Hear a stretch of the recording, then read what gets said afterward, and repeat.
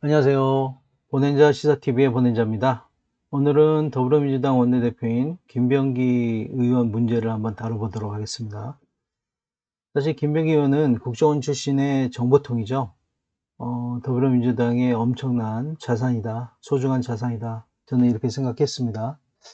근데 최근에 언론 보도는 너무 충격적입니다. 뉴스타파가 김병기 의원 아들의 편집과 관련 의혹을 보도한 이래로 많은 언론사에서 폭로성 기사를 보도하고 있습니다. 코로나 시기에 배우자가 병원을 특혜 이용하는 의혹, 그다음에 대한항공 숙박권 수수 의혹, 그다음에 보좌진에 관련돼서 쿠팡 대표를 만난 의혹 등 여러 가지 의혹들이 보도되고 있죠.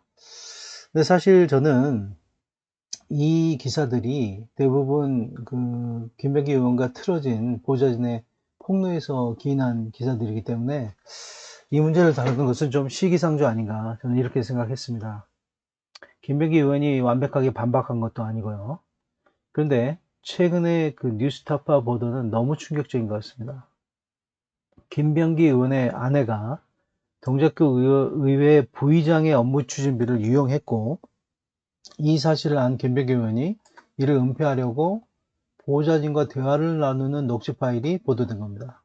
이건 정말 완벽한 증거가 제시됐다고 생각합니다. 이 정도면 위법 사실이 드러났다라고 생각합니다. 업무당 횡령 아니면 정치자금법 위반 이런 위법 소지가 다분하다고 저는 생각합니다. 더 이상 미룰 수는 없는 것 같아요. 김병기 의원은 원내대표직을 사퇴하고 경찰 수사까지 저는 받아야 된다, 이렇게 생각합니다. 아마 내일 30일 정도에 김병기 의원이 자기 거취에 관련된 기자회견을 한다고 합니다. 그런데 만약에 이 기자회견에서 김병기 의원이 사퇴하지 않는다면 민주당 차원에서 김병기 의원을 사퇴시키고 수사를 의뢰해야 된다, 저는 이렇게 생각합니다. 혹자는 김병기 의원처럼 소중한 자산을 너무 빠르게 이르게 포기하는 거 아니냐, 이런 비판을 하는 사람도 있을 것 같아요. 그런데 그렇다면 윤석열 내란 일당들과 뭐가 다릅니까?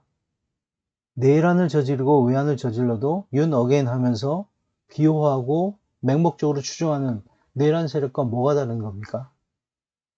김건희 도이치모터스 주가 조작을 은폐하려고 검찰을 동원해서 무마하려고 했던 그 내란 세력들과 뭐가 다른 겁니까?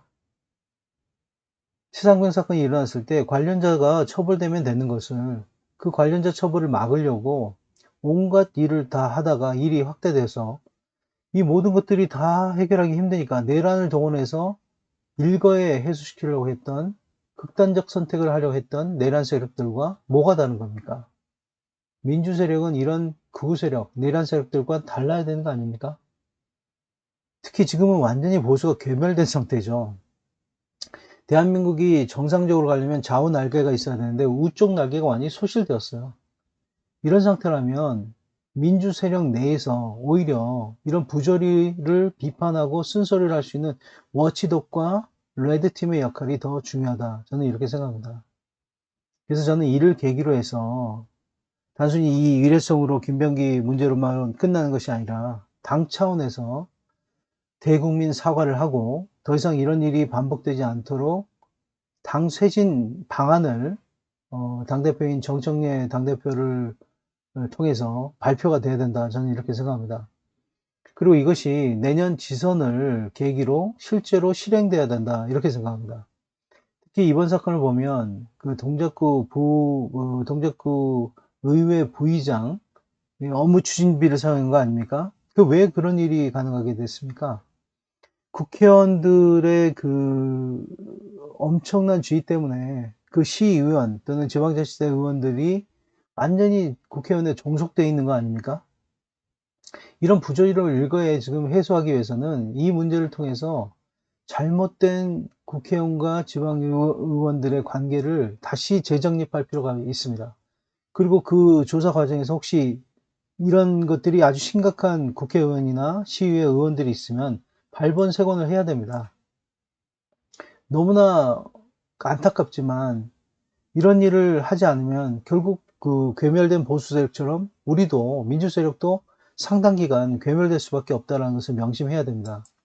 그래서 지금 내년 6월에 있는 지방선거의 공천을 시작으로 이번 문제처럼 비리에 연루된 사람은 다시는 공천받지 못하도록 제도적인 장치를 마련하고, 그것을 총선, 대선까지 연결시켜서 민주세력은 다시는 이런 부조리한 일이 일어나지 않는다는 것을 명백하게 보여줄 필요가 있습니다.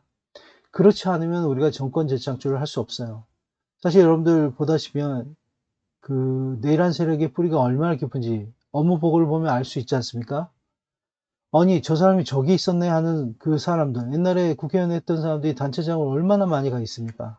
내란 세력의 이 뿌리가 엄청나게 깊고 굉장히 넓다라는 것을 여러분들이 보고 있는 거 아닙니까? 이런 세력을 없애기 위해서는 이번에 이재명 정부 한 번만 끝내서는 안 되는 거죠. 지속적으로 정권이 재창출돼야 됩니다. 그러기 위해서는 보수가 그 역할을 못하기 때문에 민주세력이 워치독과 레드팀의 역할을 하면서, 그 내에서, 민주세력 내에서 워치독과 레드팀의 역할을 충실히 하면서 민주세력이 부패하지 않고 부조리하지 않고 정권을 재창출할 수 있도록 해야 된다는 겁니다. 그래야만이 대한민국이 온전히 발전할 수 있습니다.